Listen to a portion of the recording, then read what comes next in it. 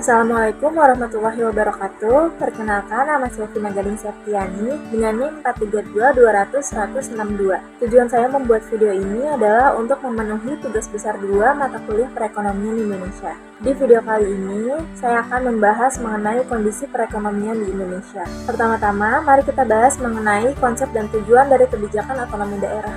Otonomi daerah di Indonesia dimulai dengan diberlakukannya Undang-Undang Nomor 22 Tahun 1999 yang kemudian disempurnakan dengan Undang-Undang Nomor 23 Tahun 2014. Tujuan utamanya adalah untuk mendekatkan pemerintah kepada rakyat, meningkatkan efisiensi dan efektivitas pemerintahan, serta mempercepat pembangunan daerah. Dengan adanya otonomi daerah, diharapkan setiap daerah dapat lebih mandiri dan berkembang sesuai dengan potensi dan kebutuhan lokal. Ini juga bertujuan untuk mengurangi kesenjangan pembangunan antar daerah di Indonesia. Namun, meskipun banyak manfaat, otonomi daerah juga menimbulkan beberapa masalah. Pertama, adanya perbedaan kemampuan manajerial dan sumber daya antara daerah satu dengan yang lainnya, menyebabkan ketidakmerataan pembangunan. Beberapa daerah maju pesat, sementara yang lain masih tertinggal. Kedua adalah adanya masalah korupsi di tingkat daerah yang seringkali menjadi penghambat pembangunan. Selain itu, konflik kepentingan antar daerah juga sering terjadi. Untuk mengatasi masalah-masalah tersebut, pemerintah pusat telah menerapkan beberapa kebijakan seperti peningkatan pengawasan dan evaluasi kinerja daerah, serta pemberian insentif bagi daerah yang berhasil meningkatkan kinerjanya.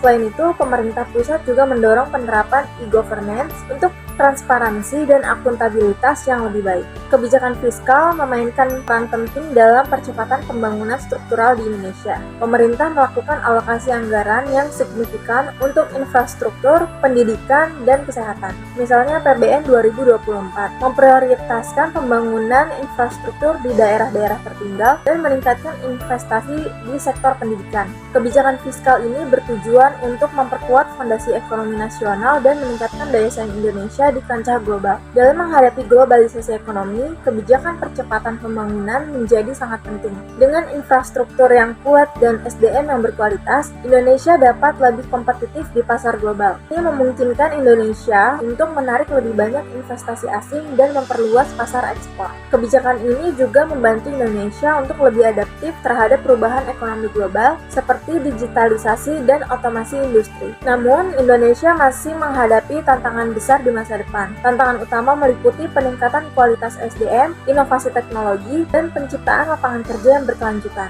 Untuk menghadapi tantangan ini, kita perlu meningkatkan pendidikan dan pelatihan vokasi, mendukung inovasi melalui kebijakan riset dan pengembangan, serta mendorong kewirausahaan. Sebagai individu yang berada di dalam persaingan global, kita harus terus belajar beradaptasi dengan teknologi baru dan berkolaborasi dengan berbagai pihak untuk menciptakan inovasi yang bermanfaat. Demikianlah pembahasan tentang kondisi perekonomian Indonesia terkait otonomi daerah dan kebijakan fiskal. Mari kita bersama-sama mendukung kebijakan ini demi kemajuan Indonesia di masa depan. Terima kasih telah menyaksikan video ini. Sampai jumpa di video selanjutnya.